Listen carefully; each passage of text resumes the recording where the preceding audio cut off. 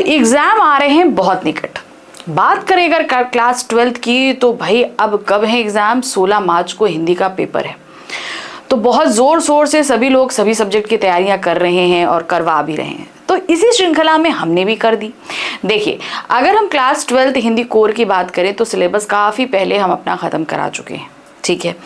और हाँ, इवन तीनों बुक का आपका आरोह है, वितान है, अभिव्यक्ति और माध्यम, इन सब का कोर्स हमने ख़त्म कराया हुआ है। आजकल हम उनके वन शॉट रिवीजन आपको करवा रहे हैं। साथ ही साथ हमने आपको सिलेबस, मार्किंग स्कीम, साथ ही साथ सीबीएसई मॉडल सैम्पल पेपर और प्रीवियस ईयर यानी कि 2025 का क्वेश्चन पेपर भी कराया। उससे पहले भी हमने 21 से लेकर आपका 24 तक पहले करा दिया था और 25 का जो लास्ट ईयर का पेपर था वो अभी हमने रिसेंटली आपको करा दिया। अब बात आती है कि जब सब कुछ तैयार हो जाए तो अपने आप को चेक करना पड़ता है कि भाई हमने कितना पढ़ लिया है या क्या नहीं किया है। तो इसके लिए बेस्ट वे होता है सैम्पल पेपर। तो जो भी बोर्ड की प्रिपरेशन करते हैं वो उन बच्चों को कम से कम 5 से 6 सैम्पल पेपर सॉल्व करने चाहिए। क्यों? क्योंकि इससे हमारी प्रिपरेशन जो है वो बहुत बेस्ट हो जाती है। हम सब कुछ पढ़ तो लेते हैं लेकिन सैम्पल पेपर हमें काफ़ी कुछ करने में मदद करता है, ठीक है। तो क्योंकि आप पहले क्लास 10th का बोर्ड का एग्ज़ाम दे चुके हैं तो आपको पता है कि किस तरीके से एग्ज़ाम्स होते हैं, क्या हैं। तो इनकी प्रिपरेशन का भी आपको काफ़ी हद तक आइडिया होता है। तो प्रिपरेशन में सबसे मस्ट क्या होता है कि भाई आप पिछले कुछ सालों के पेपर तो देखिए, लेकिन साथ साथ आप जो आपका पेपर आने वाला है उनके सैम्पल पेपर्स को भी सॉल्व करिए। तो ये प्रॉमिस मेरा है कि कम से कम 5 सैम्पल पेपर तो मैं आपको सॉल्व कराऊंगी और अगर समय रहेगा तो मैं आगे और भी सैम्पल पेपर आपको सॉल्व करवाऊंगी, ठीक है। तो आज हम लेकर आए हैं क्लास 12th हिंदी कोर का सीबीएसई का जो सैम्पल पेपर है वो हम आपको फर्स्ट सैम्पल पेपर, जैसे मैंने कहा ना कि मैं कम से कम 5 सैम्पल पेपर सॉल्व कराऊंगी, तो आज फर्स्ट सैम्पल पेपर करा रही हूँ। ये हमारा सेशन 2025-26 के लिए, जो पेपर हमारा होने वाला है 16 मार्च को, ठीक है। तो ये पेपर कोड ध्यान रखिएगा 302। आपको पता है कि एक ही दिन पे आपका कोर भी होता है और इलेक्टिव भी होता है। बहुत सारे इलेक्टिव के स्टूडेंट्स आज जो है क्लास 12th का पेपर देख रहे होंगे तो बोल रहे हैं मैम हमारे इलेक्टिव वालों के लिए तो परेशान नहीं होइए, जैसे कि मैं सब कुछ पैरेलल लेकर चल रही हूँ आपको ये भी मैं कराऊंगी। देखिए, अभी तक मैंने प्रीवियस ईयर क्वेश्चन पेपर भी आपका कराया कि नहीं कराया, तो अभी प्रॉमिस के अकॉर्डिंग मैं आपको सैम्पल पेपर भी करवाऊंगी, ठीक। चलिए, तो आप देख रहे हैं सैम्पल क्वेश्चन पेपर नंबर 1 है, क्लास 12th है, सेशन 2025-26, सब्जेक्ट है हिंदी कोर। ध्यान रखिएगा हिंदी कोर का है। अब कोई भी पेपर हो उसमें कुछ निर्देश दिए रहते हैं, ठीक है। तो आपको पेपर 3 घंटे का मिलेगा और कितना होगा, 80 मार्क्स का होगा। लेकिन 3 घंटे के पेपर से पहले 15 मिनट जो आपको रीडिंग टाइम मिलता है उसे बहुत बेहतरीन तरीके से यूटिलाइज कीजिएगा। उस 15 मिनट में आपको एक जल्दी से क्विक जो है रीड करना है पेपर। साथ ही साथ जो आपके अपठित गद्यांश, पद्यांश और पठित गद्यांश और पद्यांश है, इन सभी के आंसर्स निकाल के रख लेना, ठीक है। तो ये आपको बहुत ही फटाफट सारे काम करने हैं, बिल्कुल टाइम वेस्ट नहीं करिएगा क्योंकि उन 15 मिनट में आपको लिखने की परमिशन नहीं होती, लेकिन आप ये काम बहुत बेहतरीन तरीके से कर सकते हैं कि आंसर्स आप निकाल लो। तो आप जब को आपका 3 घंटे का टाइम शुरू होगा राइटिंग टाइम, तो उस टाइम में आप सिर्फ लिखने का काम करोगे, आंसर्स खोजने का काम नहीं करेंगे, ठीक है। क्योंकि अपठित गद्यांश पद्यांश में तो हमें आंसर खोजने पड़ेंगे, तो ये काम हम कब कर लें, अगर पहले कर लें तो हमें आंसर नहीं खोजना पड़ेगा, है कि नहीं, ठीक। चलिए, अब कुछ दिशा निर्देश दिए रहते हैं आपको, इन निर्देशों का बहुत ही बेहतरीन तरीके से पढ़ना है और बहुत सावधानी से इनका पालन करना है। जो लिखा है आपको एज इट इज सारा काम करना है। चलिए देखिए क्या है, निम्नलिखित निर्देशों को बहुत सावधानी से पढ़िए, उनका पालन कीजिए। ये प्रश्न पत्र 3 खंडों में विभाजित है। कितने खंडों में विभाजित है? 3 खंड, खंड का, खंड खा, खंड गा। तो खंड का आपका अपठित बोध रहेगा जिसमें आपका गद्यांश पद्यांश आएंगे। आपका जो खा रहेगा वो आपकी बुक अभिव्यक्ति और माध्यम से आएगा और गा आपका दोनों पुस्तक आरोह और वितान से आएगा, ठीक। खंड का में अपठित बोध आधारित प्रश्न पूछे गए हैं, सभी प्रश्नों के उत्तर देना अनिवार्य है। तो खंड का में आपके पास कोई भी ऑप्शन नहीं है, जितने क्वेश्चन हैं सारे करने होंगे आपको। खंड खा में पाठ्यपुस्तक अभिव्यक्ति और माध्यम से प्रश्न पूछे गए हैं। प्रश्नों में आंतरिक विकल्प दिए गए। हर प्रश्न के साथ आपके पास विकल्प मौजूद हैं, ध्यान रखिएगा, ऑप्शंस दिए गए हैं। तो हर प्रश्न को बहुत ध्यान से पढ़िएगा और सारे ऑप्शंस आपको मिलते जाएंगे। फिर खंड गा आते हैं, में पाठ्यपुस्तक आरोह और वितान से प्रश्न पूछे गए हैं। प्रश्नों में आंतरिक विकल्प दिए गए हैं। तो खंड गा हमने जैसे बताया कि आरोह और वितान से प्रश्न है, जिसमें आपके पास में लघु उत्तरीय, आपका दीर्घ उत्तरीय और बहुविकल्पीय, ये 3 तरह के प्रश्न आपके पास में आएंगे। तीनों खंडों के प्रश्नों के उत्तर देना अनिवार्य है, यानी कि जितने प्रश्न आपके हैं इसके अंदर करीबन 12 प्रश्न दिए रहेंगे और आपको 12 के 12 प्रश्न करने हैं, कोई ऑप्शन नहीं है। मतलब 12 प्रश्न दिए, उनके अंदर उप प्रश्न है, उनमें ऑप्शंस दिए गए, तो 12 के 12 प्रश्न तो आपको करने ही करने हैं। यथासंभव तीनों खंडों के प्रश्नों के उत्तर देना क्रमशः लिखने। अब क्रमशः का मतलब होता है 1 से लेकर 12 तक के आंसर्स आपको सीक्वेंस में लिखने। बहुत सारे बच्चे क्या करते हैं, सोचते हैं कि भाई जो रचनात्मक लेख है हम पहले कर देते हैं, फिर अभिव्यक्ति माध्यम के क्वेश्चन कर देते हैं, फिर बुक के कर देते हैं, अपठित बोध बाद में करेंगे। नहीं, जिस सीक्वेंस में क्वेश्चन पेपर है उसी सीक्वेंस में आपकी आंसर शीट होनी चाहिए, क्वेश्चन नंबर 1 to 12। ठीक है, कोई आगे पीछे आप लोग मत करिएगा। अब जैसे हमने बोला खंड का आपका अपठित बोध आधारित प्रश्न है, तो इसमें सबसे पहला जो प्रश्न आ रहा है ये है अपठित गद्यांश। बहुत सावधानी से पढ़िए। और अपठित गद्यांश को करने की एक ट्रिक होती है कि पहले आप क्वेश्चन पढ़ लो और फिर आप गद्यांश पढ़ो, तो आप आसानी से आंसर निकाल लोगे। ये एक छोटी सी टिप होती है, लेकिन आप परफेक्टली बहुत अच्छे से सारे काम कर पाओ तो इसके लिए अभी भी मैं कह रही हूँ आपके पास समय है थोड़ा, तो कम से कम एक दिन में 1 या 2 अपठित गद्यांश जरूर कर लो प्रैक्टिस, तो आप काफी अच्छे से आंसर्स ढूंढने लगोगे एग्जाम तक। कम से कम 1 अपठित गद्यांश या पद्यांश डेली पर डे आप उसको सॉल्व करो। तो ये होता है ना, जैसे प्रैक्टिस हम जितनी करेंगे वो चीजें हमसे आती जाएंगी। इनकी ट्रिक्स यही होती हैं, ठीक है, कि प्रैक्टिस करो। तो ये गद्यांश रहेगा आपका 10 नंबर का, जिसमें 3 बहुविकल्पीय प्रश्न रहेंगे, 1 अति लघु रहेगा और 3 लघु उत्तरीय प्रश्न रहेंगे। ठीक है, चलिए सबसे पहले गद्यांश पढ़ते हैं और इस पर आधारित प्रश्न करेंगे। राष्ट्र केवल जमीन का टुकड़ा ही नहीं बल्कि हमारी सांस्कृतिक विरासत होती है, जो हमें अपने पूर्वजों से परंपरा के रूप में प्राप्त होती है, जिसमें हम बड़े होते हैं, शिक्षा पाते हैं और सांस लेते हैं। हमारा अपना राष्ट्र कहलाता है और उसकी पराधीनता व्यक्ति की परतंत्रता की पहली सीढ़ी होती है। ऐसे ही स्वतंत्र राष्ट्र की सीमाओं में जन्म लेने वाले व्यक्ति का धर्म, जाति, भाषा या संप्रदाय कुछ भी हो, यानी कि वो कोई भी धर्म या संप्रदाय का हो, आपस में स्नेह होना स्वाभाविक है। अब मान लीजिए हमारे पड़ोस में अगर कोई दूसरे धर्म या संप्रदाय का रहता है तो एक मानवीयता के नाते रहता है ना कि हम उनसे थोड़ा सा लगाव रखते ही रखते हैं। राष्ट्र के लिए जीना और काम करना, उसकी स्वतंत्रता तथा विकास के लिए काम करने की भावना राष्ट्रीयता कहलाती है। ठीक है, राष्ट्र के उन्नति के लिए हम जो कुछ करते हैं वही राष्ट्रीयता की भावना कहलाती है। जब व्यक्ति किसी दूसरे व्यक्ति से धर्म, जाति, कुल आदि के आधार पर व्यवहार करता है तो उसकी दृष्टि संकुचित हो जाती है। ठीक है, अब अगर मान लीजिए एक हिंदू व्यक्ति है तो उससे आप दूसरी करेंगे, ईसाई से दूसरी तरीके करेंगे, जैन से दूसरी तरीके से व्यवहार करेंगे, बौद्ध से दूसरी तरह करेंगे, ईसाई से दूसरी तरह करेंगे। तो इस तरीके से क्या होगा, जब आप हर एक व्यक्ति से अलग अलग व्यवहार करते हो तो वो हमारी संकुचित मानसिकता कहलाती है, क्योंकि उसे हम धर्म के नाम पर आंक रहे होते हैं। राष्ट्रीयता की अनिवार्य शर्त है देश को प्राथमिकता, भले ही हमें स्व को मिटाना पड़े। यानी कि क्या राष्ट्रीयता का मतलब होता है, क्या देश को हम प्रधानता दें, राष्ट्रीयता को प्रधानता दें, स्व शब्द अपने लिए किए गए जो बात होती है उसको हम हटा दें। महात्मा गांधी, तिलक, सुभाष चंद्र बोस आदि के कार्यों से पता चलता है कि राष्ट्रीयता की भावना के कारण उन्हें अनगिनत कष्ट उठाने पड़े, किंतु वो अपने निश्चय में अटल रहे। व्यक्ति को निजी अस्तित्व कायम रखने के लिए पारंपरिक सभी सीमाओं की बाधाओं को भुलाकर कार्य करना चाहिए, तभी उसकी नीतियां, रीतियां राष्ट्रीय कही जा सकती हैं। जब जब भारत में फूट पड़ी तब तब विदेशियों ने शासन किया। ठीक है, जब जब हम लोग तो दूसरों ने आकर हम पर राज किया कि नहीं किया? चाहे जातिगत भेदभाव हो या भाषागत, तीसरा व्यक्ति उसे लाभ उठाने का अवश्य यत्न करेगा। जाहिर सी बात है, 2 लोग झगड़ेंगे आपस में या हम अपन, तो तीसरा आके उसको फायदा उठाने की कोशिश करेगा ही करेगा।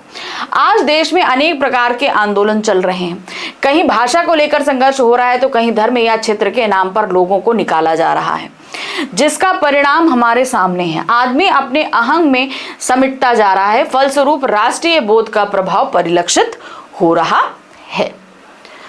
चलिए अब इस पर जैसे मैंने बोला था 3 बहुविकल्पीय प्रश्न रहेंगे और एक आपका क्या रहेगा, एक आपका रहेगा अति लघु और 3 लघु उत्तरीय। तो पहला क्या है, राष्ट्रीयता क्या कहलाती है? धर्म के प्रति निष्ठा, जाति के प्रति निष्ठा, राष्ट्र के लिए जीना और काम करना या क्षेत्र के प्रति निष्ठा। तो जाहिर सी बात है राष्ट्र के लिए जीना और काम करना ही हमारी क्या कहलाती है, राष्ट्रीयता। नेक्स्ट है राष्ट्रीयता की अनिवार्य शर्त क्या है? धर्म को प्राथमिकता देना, देश को प्राथमिकता देना, जाति को प्राथमिकता देना या भाषा को। तो जाहिर सी बात है देश को प्राथमिकता देना ही राष्ट्रीयता की अनिवार्य शर्त है। अब है निम्नलिखित कथनों पर विचार करिए।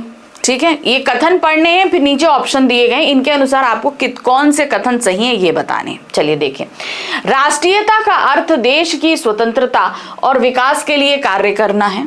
ओके, जाति, धर्म और भाषा के आधार पर व्यवहार करना राष्ट्रीयता को बढ़ावा देता है। नहीं, गलत है ये। व्यक्तिगत संकीर्णता से राष्ट्रीय बोध पर प्रतिकूल प्रभाव पड़ता है। बिल्कुल सही है, उल्टा प्रभाव ही पड़ेगा। भारत में फूट का लाभ विदेशी शासन ने उठाया, ये भी सही है। तो यहां पर पहला, तीसरा और चौथा हमारा सही है। तो फर्स्ट, थर्ड एंड फोर्थ हमारा सही है।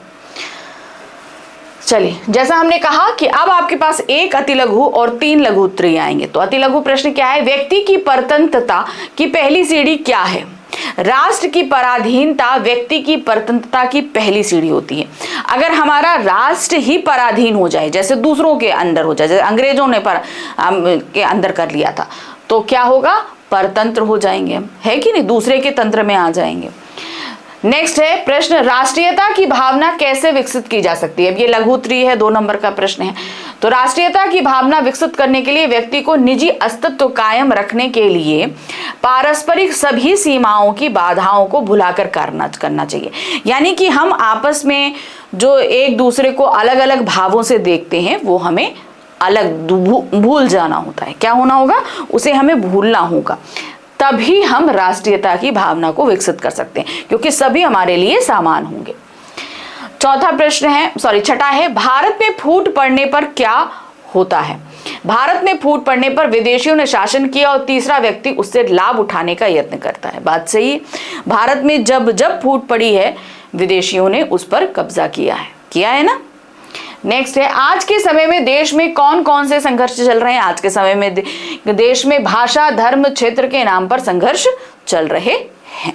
ठीक है, तो ये हो गया हमारा अपठित गद्यांश। अब हम आ जाते हैं अपठित पद्यांश। किसी भी कविता का एक अंश रखा जाएगा, इतनी सारी भाई काव्य हैं, और उसे हमें पढ़ना है और उस पर आधारित 3 बहुविकल्पीय और आपके 2 लघु उत्तरीय करने। ये 8 नंबर का प्रश्न रहेगा। ठीक है, और एक अति लघु रहेगा। ठीक है, 3 नंबर और एक 4 और 2 नंबर के 2 हमारे लघु उत्तरीय प्रश्न रहेंगे। तो ये 8 नंबर का हमारा पद्यांश रहेगा। जिनकी भुजाओं में शिराएं फड़कती ही नहीं, जिन्हें लहू में नहीं वेग है अनल का, शिव का पादोदयक है पे जिनका रहा, चखा ही जिन्होंने नहीं स्वाद हलाहल का, जिनके हृदय में कभी आग सुलगी ही नहीं, ठेस लगते ही अहंकार नहीं छलका, जिनको सहारा नहीं भुजा के प्रताप का, बैठते भरोसा किए वे ही आत्मबल का, उनकी क्षमा सहिष्णुता का महत्व ही क्या, करना ही आता नहीं जिनको प्रहार है। करुणा क्षमा को छोड़ और क्या उपाय, उसे ले न सकता जो बैरियों से प्रतिकार है, सहता प्रहार कोई विवश कर दे जीव, जिनकी नशों में नहीं पौरुष की धार है, करुणा क्षमा है कवि जाति के कलंक घोर, क्षमता क्षमा की सूरवीरों का श्रृंगार है।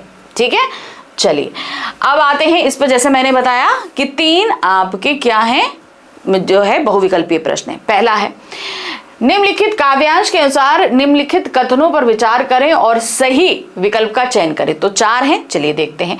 शूरवीरों की क्षमा और सहिष्णुता उनके साहस का प्रतीक है। ओके, सही है। जो प्रतिकार करने में असमर्थ है उसकी क्षमा और करुणा का कोई महत्व नहीं है। क्षमा और करुणा केवल निर्बल और क्लीव जाति के लक्षण हैं। पौरुष और प्रताप के बिना आत्मबल संभव नहीं है। तो मेरे हिसाब से जो इसमें सही है वो है आपका फर्स्ट, सेकंड, थर्ड, फोर्थ सभी, क्योंकि जो लाइनें हैं ये सारी चीजें आपकी कविता में दी गई हैं, बिल्कुल सही है। नेक्स्ट आ जाते हैं, कविता के अनुसार करुणा क्षमा को छोड़ और क्या उपाय उससे कवि क्या कह रहे हैं, मतलब इस लाइन के अनुसार कवि कहना क्या चाहते हैं। करुणा और क्षमा की महत्ता बताना चाह रहे हैं, प्रतिकार के बिना समाधान, शौर्य और शक्ति के बिना जीवन, शांति और संतुलन की खोज। तो यहां पर करुणा क्षमा को छोड़ और क्या उपाय उसे से मतलब बताना चाह रहे हैं प्रतिकार के बिना समाधान ही क्या है, यानी कि जब तक प्रतिकार नहीं करेंगे तो उसके बगैर हमारे पास कोई उपाय नहीं है। चलिए अब आ जाते हैं तीसरा, मिलान करना है। यहां पर पहला है, नीचे दिए गए कॉलम को कॉलम 2 से सुमेलित करें और सही विकल्प का चयन करें। साहस और पौरुष, सूरवीरों का श्रृंगार, क्षमा और करुणा, क्लीव जाति का कलंक, आत्मबल भुज प्रताप पर आधारित। तो यहां पर हमको बताना है कि इसका मतलब क्या है। तो इसका सही मतलब है जाति के प्रति निष्ठा उन्होंने हमको बताई है। क्या बताई है? जाति के प्रति वो निष्ठा रखते हैं। लेकिन यहां पर जो आ रहा है, मुझे जो सही लग रहा है वो है साहस और पौरुष जो है, यहाँ पे मिलान करना है। यहाँ पर ऑप्शंस गलत दिए गए हैं। ओके, साहस और पौरुष शूरवीरों का श्रृंगार है, बिल्कुल सही। क्षमा और करुणा क्लीव जाति का कलंक है। आत्मबल भुज के प्रताप पर आधारित है। तो मेरे हिसाब से यहाँ पर पहले का पहला, दूसरे का दूसरा और तीसरे का तीसरा होगा। ये ऑप्शंस जो है यहाँ पर दिए गए हैं, ये ऑप्शन सारे गलत हैं। ठीक है, तो यहाँ पर जो आपका आएगा वो क्या रहेगा? पहले का पहला, दूसरे का दूसरा और तीसरे का तीसरा ही हमारा ऑप्शन रहेगा। चलिए अब आ जाते हैं हम अपने अति लघु प्रश्न पे। पहला प्रश्न जो है वो अति लघु है, उसके बाद हमारे 2 लघु उत्तरीय रहेंगे। देखिए क्या है, कविता में शिव का पादोदयक से क्या संकेत मिलता है? पादोदयक का मतलब क्या होता है, ये एक तरीके से आपको बताना है। चलिए देखते हैं। शिव का पादोदयक से संकेत मिलता है कि कवि उन लोगों की बात कर रहे हैं जिनका आदर्श और जीवन शिव की तपस्या और आत्म संयम के सिद्धांतों पर आधारित है। तो कहने का मतलब है शिव का पादोदयक का तात्पर्य होता है उनके चरणों में रहकर उनके जैसे गुणों को ग्रहण करना। ठीक है, तो यहां पर उनकी तपस्या जो लोग करते हैं, जो और अपने अंदर आत्म संयम रखते हैं, उनके सिद्धांतों से यहां मतलब होता है। नेक्स्ट क्वेश्चन है, कविता के अनुसार क्यों करुणा और क्षमा को क्लीव जाति के कलंक के रूप में देखा गया है? क्यों ऐसा कहा गया है? चलिए देखते हैं।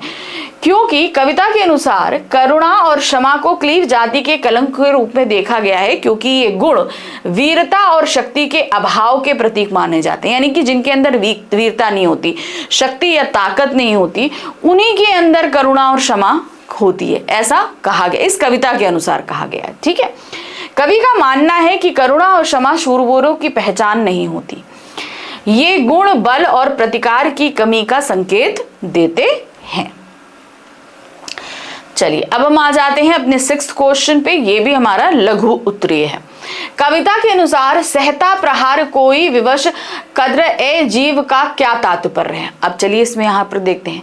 सहता प्रहार कोई विवश कद्र ए जीव का तात्पर्य है कि केवल वही व्यक्ति प्रहार सह सकता है जिसकी नसों में वीरता और शक्ति का प्रवाह नहीं होता। यह किसी कमजोरी या विवशता का संकेत है। यानी कि जो प्रहार को सह लेता है, प्रहार को सहने का मतलब क्या है कि हमने पलटवार नहीं किया। हमने पलटवार अगर नहीं किया तो क्या हुआ? हमारे अंदर साहस नहीं है, शक्ति नहीं है, कमजोरी है, क्योंकि हम उसको पलट के वार नहीं कर सकते, इसीलिए हम चुपचाप प्रहार को सह लेते हैं।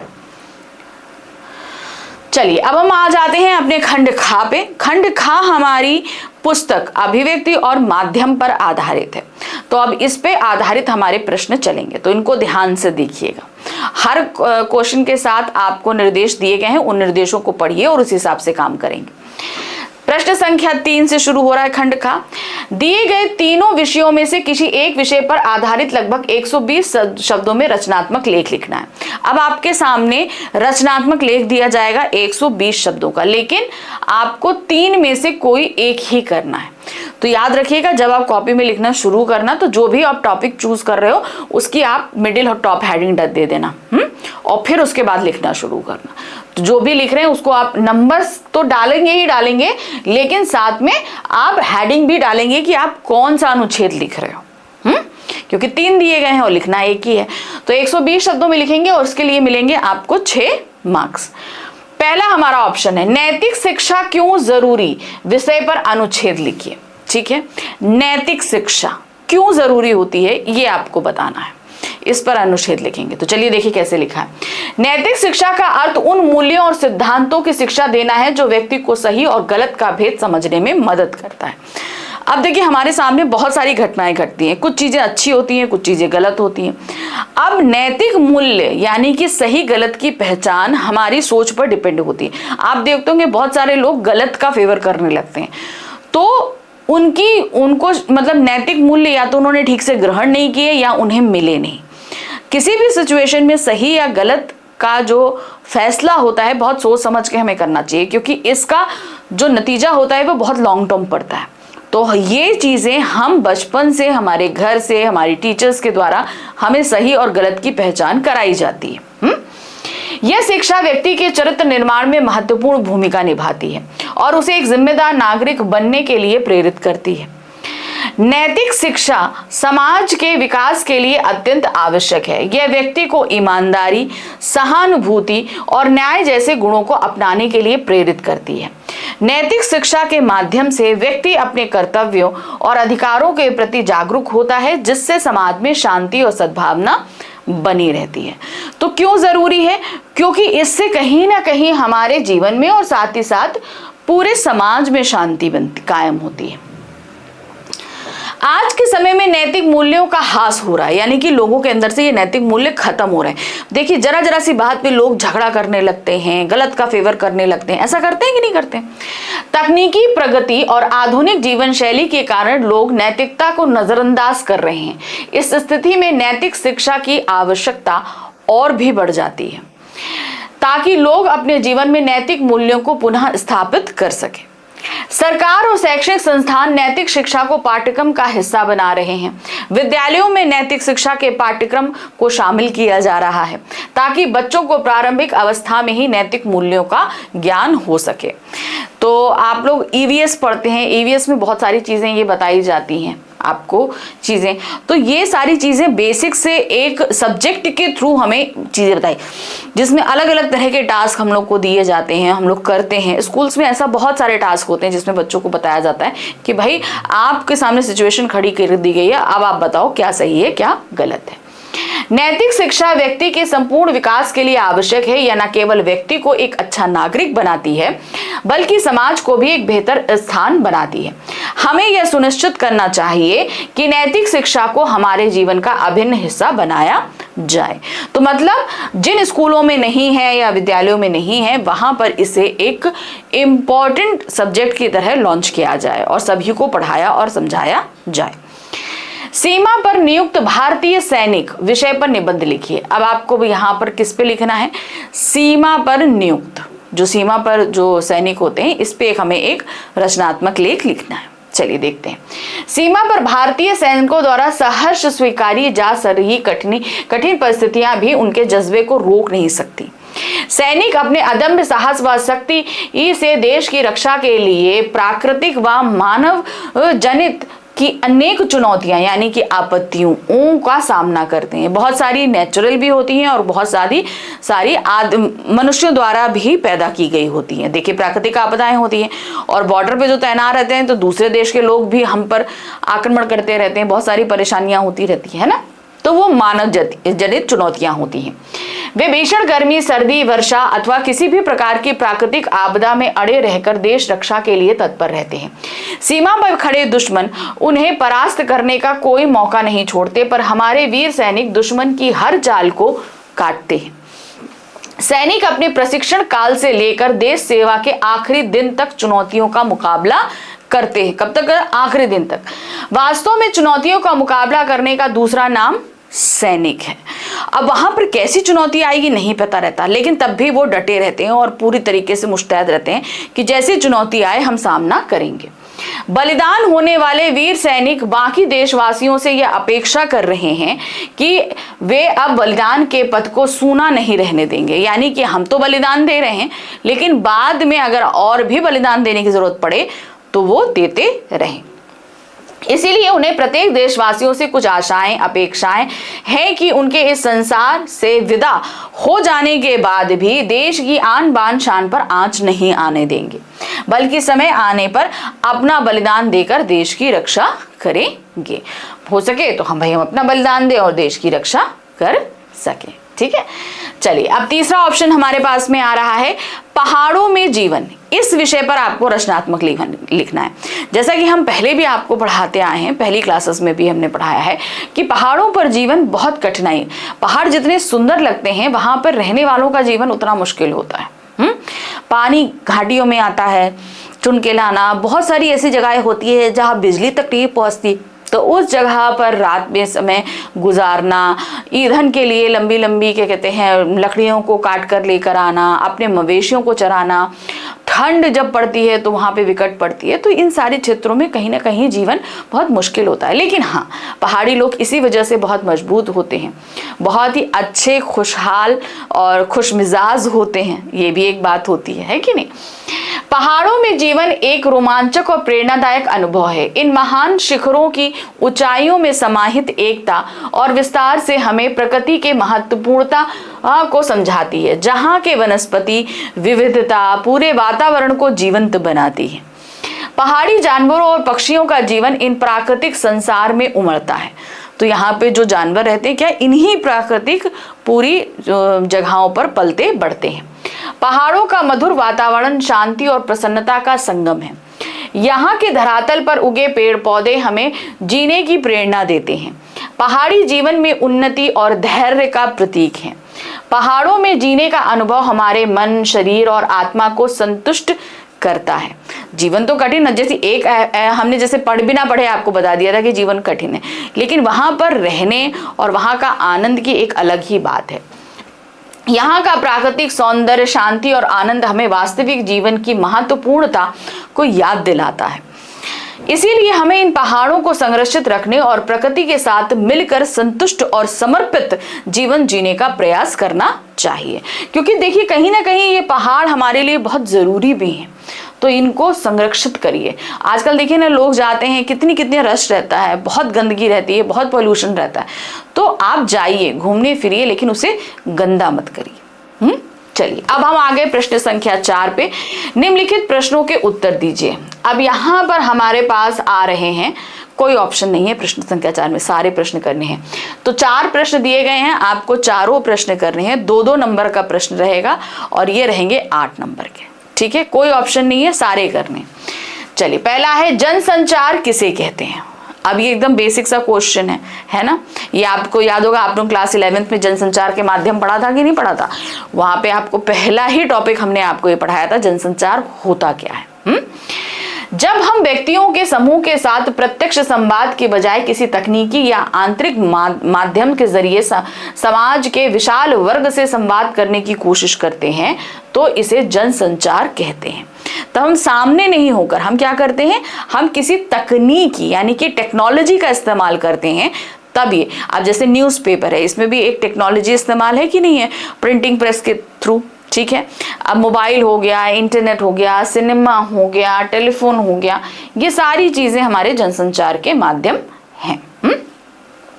चुनाव प्रचार का एक दिन विषय पर आलेख लिखना है। अब आपको क्या लिखना है, चुनाव प्रचार का एक दिन, इस पर आपको आलेख पूछा जा सकता है, इसलिए थोड़ा ध्यान से चलिए देखते हैं।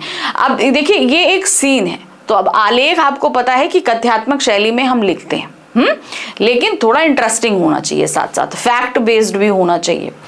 चुनाव का समय आते ही हर राजनीतिक दल अपने प्रचार अभियान में जुट जाता है। चुनाव प्रचार का एक दिन न केवल उम्मीदवारों के लिए बल्कि उनके समर्थकों और जनता के लिए भी बेहद महत्वपूर्ण होता है। आइए एक दिन के चुनाव प्रचार की झलक पर नजर डालते हैं, कैसे होता है। चलिए, चुनाव प्रचार का दिन सुबह जल्दी शुरू होता है। उम्मीदवार, उनके समर्थक सुबह सुबह ही अपने प्रचार अभियान की योजना बनाते कि आज हमें कहां पे प्रचार करने जाना है। सबसे पहले वे अपने क्षेत्र के प्रमुख स्थानों पर जाकर लोगों से मिलते हैं।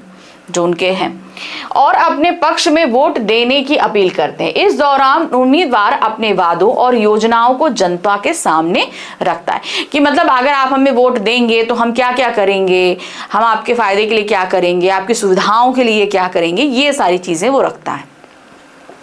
दोपहर होते होते उम्मीदवार और उसके समर्थक रैलियों और सभाओं का आयोजन करते हैं। इन रैलियों में बड़ी संख्या में लोग शामिल होते हैं। उम्मीदवार अपने भाषणों में जनता को अपने पक्ष में वोट देने के लिए प्रेरित करते हैं। वे अपने विरोधियों की नीतियों की आलोचना करते हैं और अपनी पार्टी की उपलब्धियों को गिराते हैं। यानी कि विपक्ष की तो बुराई करेंगे, लेकिन हमारी पार्टी ने क्या किया गया, ये उपलब्धि भी वो गिनाते हैं। शाम के समय उम्मीदवार और उनके समर्थक घर घर जाकर प्रचार करते हैं। वे लोगों से व्यक्तिगत रूप से मिलते हैं, यानी कि पर्सनली मिलेंगे, और उन्हें अपने पक्ष में वोट देने की अपील करते हैं। इस दौरान वे अपने चुनावी घोषणा पत्र को भी लोगों के बीच बांटते हैं और उनकी समस्याओं को सुनते हैं कि भाई अब जैसे हम जा रहे हैं कि इस एरिया में हमको भाई वोट मिले, तो उसके लिए हम क्या करेंगे कि भाई उस एरिया की प्रॉब्लम्स भी तो जानेंगे, तभी उनके समाधान के लिए हम उनसे वादा करेंगे कि भाई हम ये करेंगे। आज के डिजिटल युग में सोशल मीडिया भी चुनाव प्रचार का एक महत्वपूर्ण हिस्सा बन गया है। उम्मीदवार और उनकी टीम सोशल मीडिया प्लेटफॉर्म पर सक्रिय रहते हैं। वे अपने प्रचार अभियान की तस्वीरें और वीडियो शेयर करते हैं और जनता से सीधे संवाद करते हैं। सोशल मीडिया के माध्यम से वे अपने संदेश को अधिक से अधिक लोगों तक पहुंचाने की कोशिश करते हैं। चलिए अब हम आ जाते हैं प्रश्न संख्या 3 पर। पहला हो गया, दूसरा हो गया और तीसरा हो गया। तीसरा क्या है, हमारे 4 क्वेश्चन करने थे ना, हमें 2 मार्क्स के 4 क्वेश्चन करने थे। तीसरा है, नाटक लिखते समय समय के बंधन को याद रखना क्यों जरूरी है। देखिए, नाटक लेखन में समय का बंधन बहुत जरूरी है, क्योंकि किसी की भी व्यक्ति की एकाग्रता की अपनी एक समय सीमा होती है। इसीलिए समय नाटक को 25 से 30 मिनट या ज्यादा से ज्यादा 40 मिनट के अंदर किसी भी भाग को खत्म हो जाना चाहिए।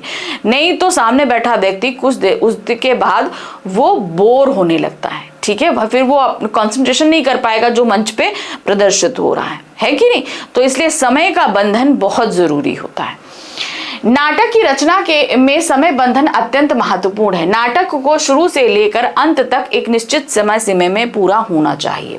चाहे नाटक काल भूतकाल का हो, भविष्य मंच निर्देशन हमेशा वर्तमान काल में होते हैं। इसके विपरीत अन्य साहित्यिक विधाएं जैसे कहानी, उपन्यास या कविता को हम बीच में रोक कर बाद में पढ़ सकते हैं, लेकिन नाटक में ऐसा संभव नहीं है। नाटककार को यह भी ध्यान रखना होता है कि दर्शक एक घटना को कितनी देर तक देख सकते हैं। तो ज्यादा देर तक कोई भी दृश्य को दर्शक देख नहीं सकते हैं। तो इसीलिए कहा गया ना कि भाई ज्यादा से ज्यादा आप 48 मिनट का रखिए, 48 मिनट्स का। तो इसको ज्यादा लंबा हमें नहीं खींचना होता है। नाटक के 3 अंक होते हैं और प्रत्येक अंक की अवधि कम से कम 48 मिनट होनी चाहिए, कम से कम, ठीक है ना। मतलब इससे ज्यादा आप मत बढ़ाओ। मेरे हिसाब से तो 25 से 30 मिनट, क्योंकि अगर एक अंक 30 मिनट का रहेगा तो आप ये समझो कि ये हो गया जाके करीबन 1.5 घंटे का सीरियल नाटक हो जाता है ना। तो एक जगह पर लोग उतनी देर तक बंध के रहना मुश्किल हो जाता है, ताकि समय का बंधन सही तरीके से पूरा हो सके। इस प्रकार नाटककार को समय का ध्यान रखते हुए रचना करनी चाहिए। जो भी समय है उस हिसाब से उसे ध्यान रखिए और उस हिसाब से आपको रचना करनी है। चलिए 4th क्वेश्चन है, विशेष लेखन क्यों किया जाता है। आज विशेष लेखन के कौन कौन से क्षेत्र महत्वपूर्ण हैं आपको बताने हैं, ठीक है। चलिए देखिए, विशेष लेखन इसलिए किया जाता है क्योंकि इसमें समाचार पत्रों की विविधता आती है और उनका कलेवर बढ़ता है। कहने का मतलब उनके अंदर जो कंटेंट होता है वो थोड़ा बढ़ जाता है और उसको हम ज्यादा डीपली लिख पाते हैं। क्योंकि विशेष लेखन किया क्यों जाता है, क्योंकि उसको हम डीपली लिख रहे होते हैं। पाठकों की व्यापक रुचियों को ध्यान में रखते हुए उनकी जिज्ञासा शांत करते हुए मनोरंजन करने हेतु विशेष लेखन किया जाता है।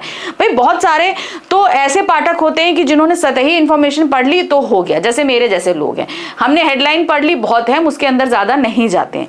लेकिन बहुत सारे लोग ऐसा होते हैं कि उनको पूरी डीप नॉलेज चाहिए होती है, तो एक हेडलाइन नहीं, उसके अंदर का पूरा आर्टिकल वो लोग पढ़ते हैं। तो उस जगह पर यहाँ पर पत्रकारों को इस चीज का और खासकर से संवाददाताओं को ध्यान रखना पड़ता है कि उसके अंदर जो कंटेंट लिखा जा रहा है वो ऐसा हो कि जो लोग बहुत ज्यादा डीप नॉलेज रखना चाहते हैं उनकी उस जिज्ञासा को शांत किया जा सके और सारी चीजों को बताया जा सके, तो हर वर्ग का मनोरंजन हो जाता है उसमें।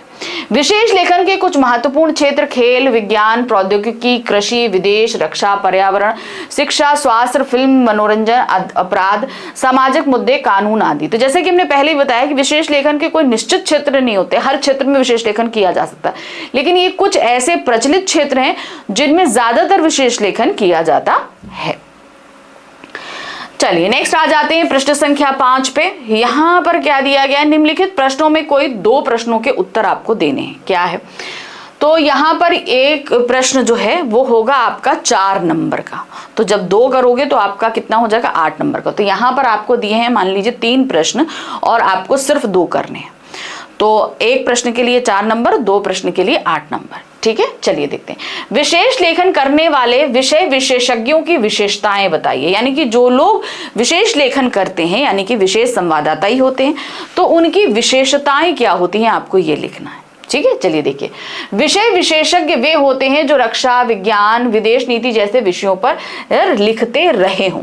अब ज्यादातर ऐसे विषयों पर लिखने वाले ये इसी क्षेत्र से संबंधित होते हैं। जैसे मान लीजिए रक्षा विभाग से, तो कोई मिलिट्री से या कहीं से कोई रिटायर होता है जिसे अच्छी खासी इंफॉर्मेशन होती है, वही सारी चीजें उस पर वो लिख पाएगा। उसी तरीके से विज्ञान के क्षेत्र में कोई वैज्ञानिक वगैरह हो गया या उनका वैज्ञानिक का कोई असिस्टेंट हो गया जो उसकी अच्छी खासी नॉलेज रखता है तो ही लिख सकता है। उनके पास वर्षों का अनुभव होता है, यानी कि वो उस कार्य क्षेत्र से जुड़े होते हैं। विश्लेषण करने की क्षमता हो, उनकी भाषा शैली सामान्य पत्रकारों की तरह ना होकर जानकारी प्रदान करने में पाठकों, श्रोताओं, दर्शकों के लिए रुचिकर और फायदेमंद हो। उदाहरण के लिए खेलों में हर्षा भोगले, नरोत्तम पुरी का नाम उल्लेखनीय है। अब देखिए ये लोग क्या हैं, अब जैसे ये लोग क्या हैं, ये इसी क्षेत्रों से जुड़े हुए हैं, तो उस क्षेत्र की हर एक बारीकी, हर एक उपलब्धि, इन सब के बारे में जानते हैं, तो इसीलिए उसके बारे में विशेष लेखन कर पाते हैं। उसी तरीके से अगर रक्षा विभाग से कोई व्यक्ति होगा तो वहां के मामलों के बारे में ज्यादा विशेषज्ञता के साथ लिख पाएगा। तो ये ज्यादातर उन्हीं क्षेत्रों से जुड़े होते हैं। दूसरा प्रश्न है, संपादक के नाम पत्र पर टिप्पणी लिखिए। अब देखिए आप सभी को पता है कि न्यूज़पेपर यानी कि समाचार पत्र में मध्य पद जो होता है जिसे हम संपादकीय कहते हैं, जिसमें संपादक के नाम पत्रों को छापा जाता है। बहुत सारे लोग जो हैं वो न्यूज़पेपर यानी समाचार पत्रों को पत्र लिखते हैं जिसमें उनकी समस्याएं भी होती हैं, उनके सुझाव होते हैं, उनकी जो है वो बहुत सारे एप्रिसिएशन अलग अलग लोगों को देते हैं, उन सब के बारे में लिखा होता है। तो इन पत्रों को जो है समाचार पत्र के संपादकों द्वारा इस पृष्ठ पर प्रकाशित किया जाता है ताकि लोगों की सुझाव, उनकी समस्याओं के बारे में उस क्षेत्र से संबंधित लोगों को पता चल सके। संपादक के नाम पत्र संपादकीय पृष्ठ पर स्थायी स्तंभ होते हैं, यानी कि एक उनकी जगह, स्तंभ का मतलब होता है एक जगह टिके रहना, स्थायी मतलब हमेशा।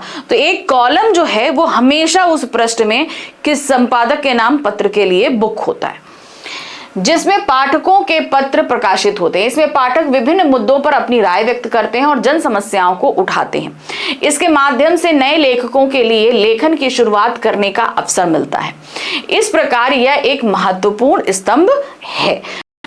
तो जो नए नए लेखक आते हैं ना, उनको काफी हद तक इस पृष्ठ पर लिखने से क्या होता है, उनके लेखन में और ज्यादा सुधार होता है और उनकी हिम्मत भी बनती है। अगला प्रश्न है, पत्रकारीय लेखन का सबसे जाना पहचाना रूप समाचार लेखन है। समाचार को कैसे लिखा जाता है? आप सभी को पता है कि समाचार लेखन जो है, लिखने की जो सही तरीके है वो उल्टा पिरामिड शैली है। इसमें कई तरह के पत्रकार होते हैं, अंशकालिक, पूर्णकालिक, जो इन पर काम करते हैं। ठीक है, देखिए पत्रकारीय लेखन का सबसे जाना पहचाना रूप समाचार लेखन है। सामान्यतः पूर्णकालिक और अंशकालिक पत्रकार, जिन्हें संवाददाता या रिपोर्टर भी कहा जाता है, समाचार लिखते हैं। ठीक है, यही लिखते हैं। ये समाचार दूरदर्शन, अखबार आदि में प्रकाशित होते हैं। अखबारों में प्रकाशित अधिकांश समाचार एक विशिष्ट शैली में लिखे जाते हैं। कौन सी शैली होती है? आप सभी को मैंने बताया हुआ है, कौन सा? उल्टा पिरामिड शैली। इस शैली को समाचार लेखन की उल्टा पिरामिड शैली कहा जाता है। इसमें किसी भी घटना, समस्या या विचार के सबसे महत्वपूर्ण तथ्य, सूचना तथा जानकारी को सबसे पहले पैराग्राफ में लिखा जाता है। उसके बाद कम महत्वपूर्ण सूचना तथा तथ्य की जानकारी दी जाती। घटते क्रम में हम देते हैं ना, जो सबसे महत्वपूर्ण घटना होती है उसे हम सबसे पहले दे देंगे, फिर वो घटना कब और कहाँ घटी ये बताते हैं, फिर क्यों घटी, किसके साथ घटी, कारण क्या था, ये सारी चीजें हम एंड में बताते हैं। ठीक है, चलिए अब हम आगे खंड संख्या गा पे, जहां पर हमारा प्रश्न संख्या 6, 7, 8, 9, 10, 11, 12 रहेगा। ठीक है, अब इस जो सेक्शन में है, इस सेक्शन में हमारी जो पुस्तक है, याद रखिएगा हमारी पुस्तक कौन सी है, 2 आरोह और वितान से प्रश्न आएंगे। ठीक है, अब आरोह और वितान से जो प्रश्न आ रहे हैं, सबसे पहले आरोह से आएंगे। आरोह के काव्य खंड से आ रहा है सबसे पहले। तो पहला जो हमारे पास बहुविकल्पीय भी रहेंगे, लघु भी रहेंगे और दीर्घ भी रहेंगे। ठीक है, कैसे आएंगे ये देखते हैं। तो जैसे प्रश्न संख्या 6 है, अनुच्छेद को ध्यानपूर्वक पढ़कर निम्नलिखित प्रश्नों के उत्तर दीजिए। तो आरोह बुक के जो 9 चैप्टर आपके काव्य खंड के दिए गए हैं, उन 9 अध्यायों में से किसी भी एक अध्याय से आपका एक काव्य पंक्ति रख दी जाएगी, उसको पढ़ना है और उस पर 5 बहुविकल्पीय प्रश्न पूछे जाएंगे और आपको 5 करने, कोई ऑप्शन नहीं है, सारे करने होंगे। तो 1 नंबर का एक रहेगा और हम करेंगे। चलिए देखते हैं। जन्म से ही वे अपने साथ लाते हैं कपास। तो इस पहली ही पंक्ति से हमें पता चल जाता है आपकी कविता कौन सी है, पतंग, है ना। पृथ्वी घूमती हुई आती है उनके बेचैन पैरों के पास, जब वे दौड़ते हैं बेसुध छतों को भी नरम बनाते हुए, दिशाओं को मृदंग की तरह बजाते हुए, जब वे पेंग भरते हुए चले आते हैं डाल की तरह लचीले वेग से अक्सर, अगर वे कभी गिरते हैं छतों के खतरनाक किनारों से और बच जाते हैं तब तो और भी निडर होकर सुनहले सूरज के सामने आते हैं। तो बच्चे किस तरीके से पतंग उड़ा रहे हैं ये बात इस कविता में दी गई थी, है ना। पृथ्वी और भी तेज घूमती हुई आती है उनके बेचैन पैरों के पास। तो कविता मुझे नहीं लगता कि एक्सप्लेन करने की जरूरत है, क्योंकि कविता मैं आपको पहले समझा चुकी हूं। अब इस पर 5 बहुविकल्पीय प्रश्न हैं। पहला 1-1 नंबर के रहेंगे सब।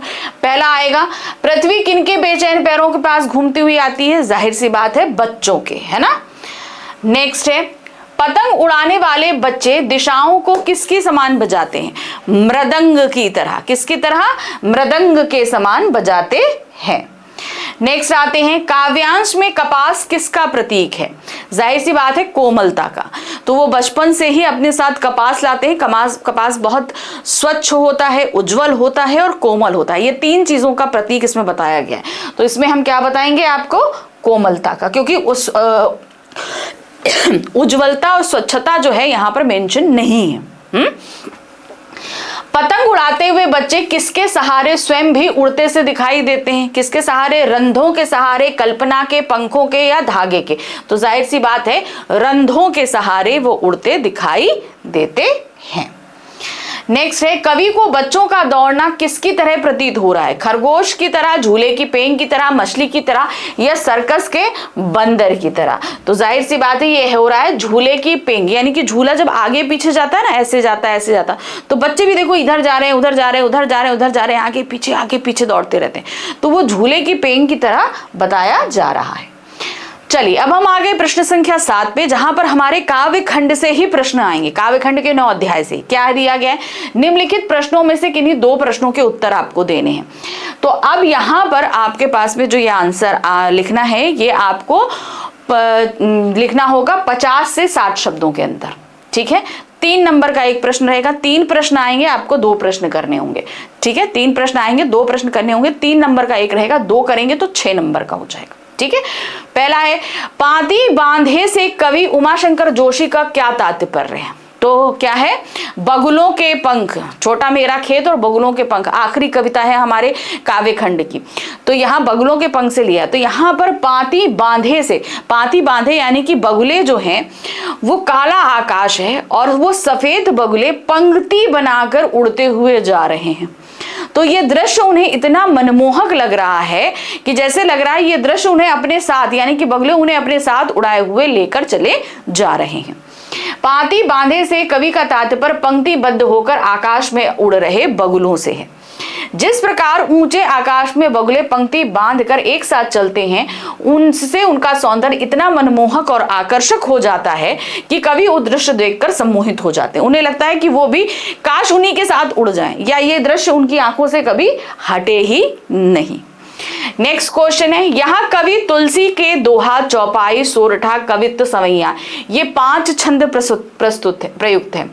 इसी प्रकार तुलसी साहित्य में और छंद तथा काव्य रूप आए हैं, ऐसे छंदों व काव्य रूपों की सूची बनाइए। ठीक है, अब आपको देखना है कि हम लोगों ने जो यहाँ पर पढ़ा ये कवितावली से और रामचरितमानस से आया है। ठीक है, 2 जगह से हमने पढ़ा है, तो उसी तरीके से आपको बताना है कि कौन कौन से छंद उसमें आए हुए हैं। ठीक है, चलिए देखते हैं। तुलसीदास ने इसके अतिरिक्त बैरवे, हरि गीतिका, छप्पय जैसे छंदों का भी प्रयोग किया है। तो सिर्फ उन्होंने रामचरितमानस में तो दोहा, चौपाई छंद है। ठीक है, आप मान के चलो सवैये, और कवितावली में सवैये और कवित्ते हैं। लेकिन इसके अलावा उनकी और रचनाएं हैं जिसमें उन्होंने बैरवी, हरि गीतिका और छप्पय का इस्तेमाल किया है। इसी प्रकार तुलसीदास जी ने प्रबंध काव्य के रूप में रामचरितमानस, रामलला, नरहछु, जानकी मंगल, मुक्तक काव्य के रूप में विनय पत्रिका तथा गेय पद शैली में कृष्ण गीतावली, गीतावली तथा विनय पत्रिका की रचना की है। अब आप में से बोलेंगे, अरे मैम ये कहाँ हमारे सिलेबस में है? याद है, मैं आपको हमेशा पाठ की रूपरेखा पढ़ाती हूँ कि नहीं पढ़ाती हूँ, तो वहां पर ये सारी चीजें मेंशन रहती हैं, ये वहां से आया हुआ है। ठीक है ना, तो एक तरीके से आपको जो मैं पढ़ाती हूँ पूरी चीजें आपको पढ़नी है। ठीक, नेक्स्ट आ जाते हैं। कवि कुंवर नारायण के अनुसार कोई बात पेचीदा कैसे हो सकती है? तो कविता के बहाने से यहाँ पर लिया गया है, कोई बात पेचीदा कैसे हो सकती है। देखिए, जाहिर सी बात है, हम किसी को आसान भाषा में अपनी बात को समझा देते हैं, लेकिन अगर हम उस भाषा में बहुत ही मुश्किल शब्दावली का इस्तेमाल करें, बहुत ही क्लिष्ट शब्दावली का इस्तेमाल करें, तो जो सामने बैठा व्यक्ति है उसके लिए वो भाषा समझ के बाहर चली जाएगी और बात पेचीदा हो जाएगी। मेरी बात सामने वाला व्यक्ति समझ ही नहीं पाएगा, है कि नहीं? कवि कहता है कि जब अपनी बात को सहज रूप से ना कहकर तोड़ मरोड़ कर या घुमा फिराकर कहने का प्रयास किया जाता है तो बात उलझती चली जाती है। ऐसी बातों के अर्थ श्रोता या पाठक समझ नहीं पाते। जाहिर सी बात है, जिसको बताने के लिए कह रहे हैं वो समझ ही नहीं पाएगा। वह मनोरंजन तो पा सकती है परंतु कवि के भावों को समझने में असमर्थ होता है। कभी कभी तो बात उलझ जाती है और यदि मजे के लिए लोग उसे समर्थन देने लगते हैं तो उसे स्पष्ट करने के चक्कर में बात पेचीदा होती चली जाती है। और अगर हम सोचें कि लाओ उसे हम और आसान कर दें तो ऐसा नहीं होता, वो और मुश्किल होती चली जाती है कि नहीं? चलिए अब आ जाते हैं प्रश्न संख्या 8। यहाँ पे भी हमारे काव्यखंड से ही प्रश्न है। क्या है? निम्नलिखित प्रश्नों में कोई 2 प्रश्न करने हैं। अब आपके पास आ रहे हैं 2-2 नंबर के प्रश्न, यानी कि अब आपको आंसर लिखना है 25 से 30 शब्दों में। ठीक है, या आप या समझ लीजिए कि 30 से 35 शब्दों में आप आंसर लिखोगे। जो आपके पास 3-3 नंबर के जो प्रश्न आए थे उनका आंसर आपको 50 से 60 शब्दों में लिखना था, और जो 2-2 नंबर के प्रश्न आएंगे उनका आंसर आपको 30 से 35 शब्दों के अंदर लिखना होगा, या 30 से 40 शब्दों के अंदर। ठीक है, तो ये ध्यान रखना है। तो अब यहाँ पर 3 प्रश्न रखे गए हैं, 2 प्रश्नों के उत्तर आप दोगे। पहला है, पतंग कविता के आधार पर पृथ्वी का प्रत्येक कोना बच्चों के पास स्वतः कैसे आ जाता है? बच्चे चंचल होते हैं, बहुत ज्यादा तीव्रता होती है उनके पैरों में, तो वो एक पल में यहां से वहां पहुंच जाते हैं जितना हम सोच नहीं पाते। तो जैसे लगता है कि वो कोना ही खिसक के उनके पास आ गया था। तो ये पंक्ति यहाँ बच्चों की तीव्रता और उनकी चंचलता को बयां करती है। जब बच्चे पतंग उड़ाते हैं तो उनकी इच्छा होती है कि उनकी पतंग सबसे ऊंची रहे, क्योंकि पतंग के माध्यम से वे सारे ब्रह्मांड में घूम लेना चाहते हैं। वे कल्पना की रंगीन दुनिया में खो जाते हैं, इसीलिए उनके लिए पृथ्वी का प्रत्येक कोना अपने आप सिमटता चला आता है। अब पतंग उड़ाते उनके अंदर इतनी तीव्रता होती है कि वो कब कहां से कहां पहुंच जाते हैं, जैसे लगता है सब उन्हीं के पास आ गया। अर्थात पतंग उड़ाने के समय बच्चों के सामने पृथ्वी का कोना कोना सिमट जाता है, यानी कि वो उनकी कोई सीमाएं नहीं रहती। एक तरीके से ये समझिए कि उनका कोई सीमा नहीं रहती, वो हर जगह पहुंच जाते हैं खेलते कूदते पतंग उड़ाते हुए। अगला प्रश्न है, कैमरे में बंद अपाहिज कविता समाज की किस विडंबना को प्रस्तुत करती है? कैमरे में बंद जो कैमरे में बंद अपाहिज जो कविता है वो समाज में किसी की दुर्बलता को दिखाकर पैसे कमाने जैसी विडंबना को दिखाती है, कि लोगों की संकीर्ण मानसिकता को दिखाती है, उनकी असंवेदनशील हो रही भावनाओं को दिखाती है, उनके ऐसे स्वभाव को दिखाती है जहां उन्हें कोई फर्क नहीं पड़ता कि सामने वाले व्यक्ति को उनके प्रश्नों से कितनी तकलीफ हो रही है, वो सिर्फ पैसा कमाना चाहते हैं। ये तो देखिए क्या है, कैमरे में बंद अपाहिज, यह कविता एक अपाहिज के साथ घटित होने वाले अमानवीय व्यवहार को अभिव्यक्त करती है। यह समाज के उन अवसरवादी लोगों पर व्यंग करती है जिनकी दृष्टि में असहाय मजबूर लोगों का कोई अस्तित्व ही नहीं है। वे उनके दुख को अपने फायदे के लिए प्रयोग करते हैं। मीडिया इसी मतलबी समाज की वास्तविकता को प्रस्तुत करने का माध्यम है, किंतु वर्तमान में इसका व्यवसायीकरण हो चुका है, यानी कि पूरी तरीके से वो बिजनेस में बदल गया है। आज समाज में इन्हीं प्रभुत्वशाली लोगों का मीडिया पर आधिपत्य है।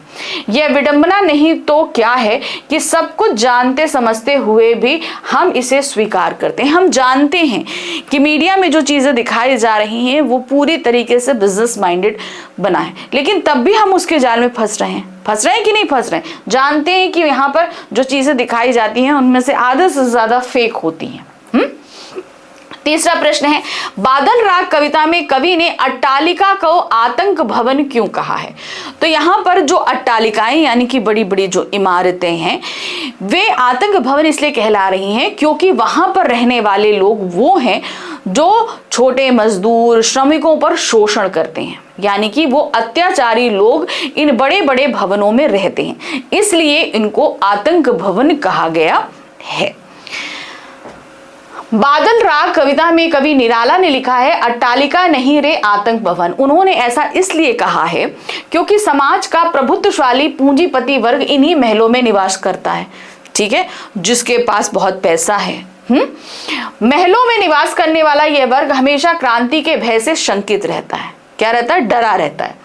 उनका भय, उनकी आशंका इस महल को महल यानी अट्टालिका नहीं रहने देंगे। यानी कि अगर मान लीजिए वो जो शोषण कर रहे हैं, शोषण के चलते अगर श्रमिक वर्ग ने क्रांति कर दी तो क्या होगा? इनके बड़े बड़े भवन बचेंगे नहीं, उनका पैसा नहीं बचेगा। ये चीज का डर रहता है, आतंक रहता है, यानी उनके अंदर डर बना रहता है, बल्कि आतंक भवन बना देते हैं। इस वर्ग का अस्तित्व शोषण तथा दमन में निहित है। इसीलिए जब शोषक वर्ग क्रांति की बात सुनता है तो उसके अंदर आतंक भर जाता है, यानी कि डर भर जाता है। तो वहां के रहने वाले लोग क्या हो जाते हैं? वो आतंक में डूब जाते हैं। ठीक है, चलिए अब नेक्स्ट आ जाते हैं। अनुच्छेद को ध्यानपूर्वक पढ़कर निम्नलिखित प्रश्नों के उत्तर दीजिए। अब हमारे जो गद्य खंड है आरोह बुक के जो 6 अध्याय हैं उनमें से किसी भी अध्याय से हमारे पास में क्या रखा जाएगा?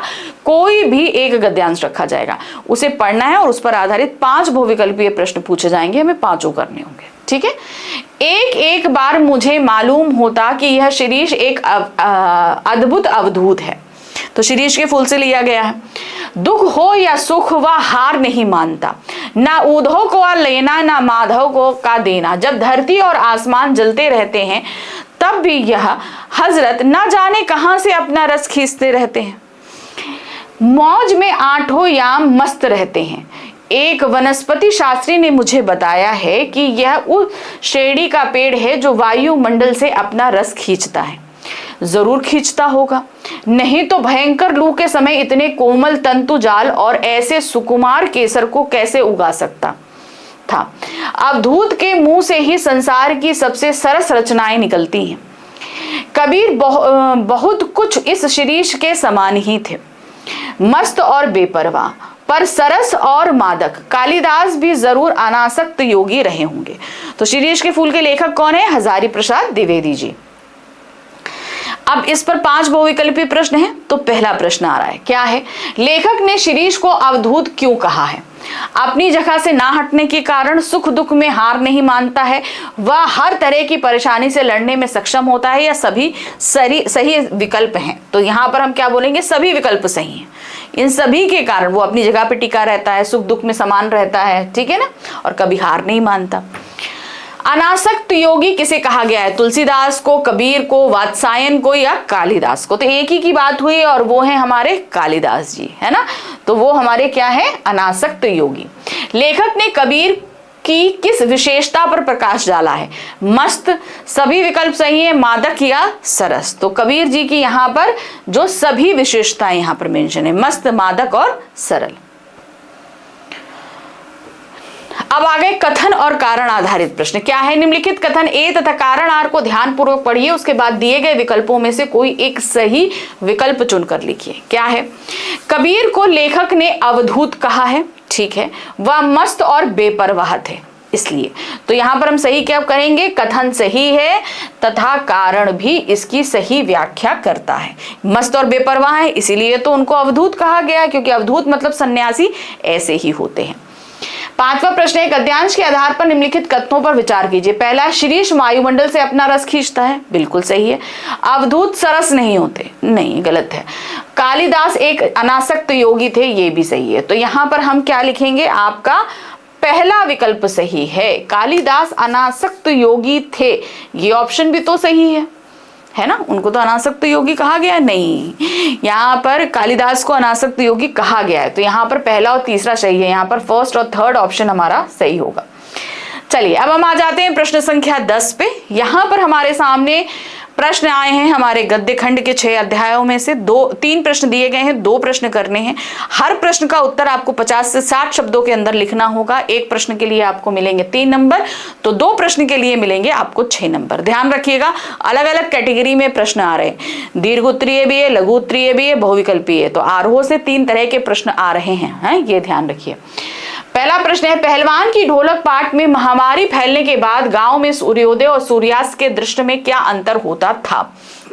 अब आपको बताना है महामारी फैलने के बाद क्या हो गया। सूर्यास्त और सूर्योदय यानी कि सूर्य उगने के समय और सूर्य डूबने के समय क्या दृश्य था। महामारी फैलने के बाद गांव में सूर्योदय और सूर्यास्त के दृश्य में बड़ा अंतर होता था। सूर्योदय के समय कोलाहल तथा हृदय विदारक रुंदन के बावजूद लोगों के चेहरे पर जीवन की चमक होती थी।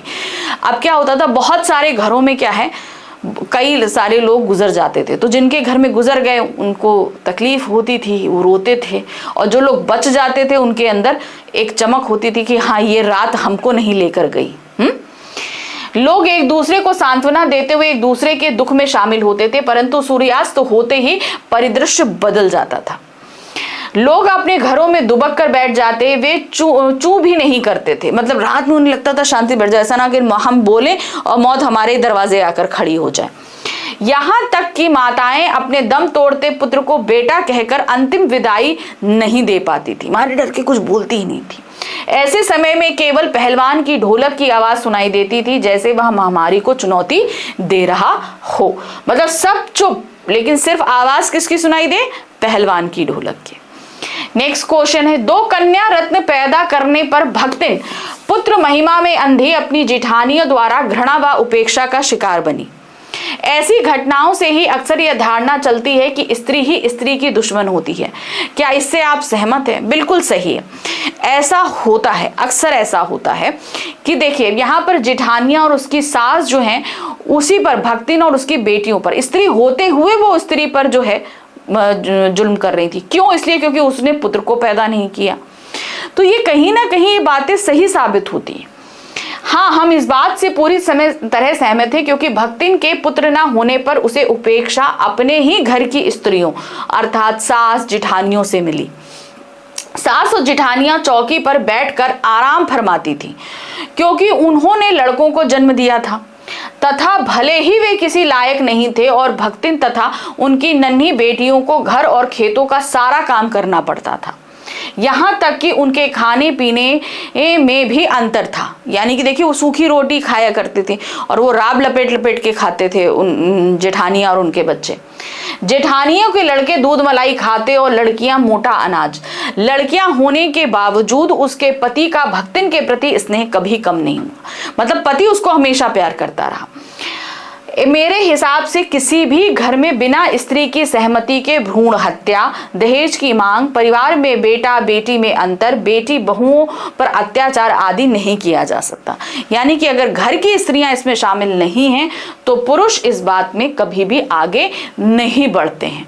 तो इसमें कहीं ना कहीं ये बात सहमत है कि स्त्रियां ही स्त्रियों के कहीं कहीं दुश्मन होती हैं।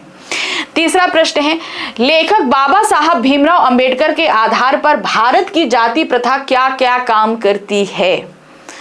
अब देखिए, भारत की जो जाति प्रथा है वो श्रमिक विभाजन करती है, श्रम विभाजन के साथ साथ, है ना। देखिए क्या है, अस्वाभाविक विभाजन है, जो नहीं होना चाहिए वो होता है। भारत की जाति प्रथा को आधुनिक समाज उचित नहीं मानता है।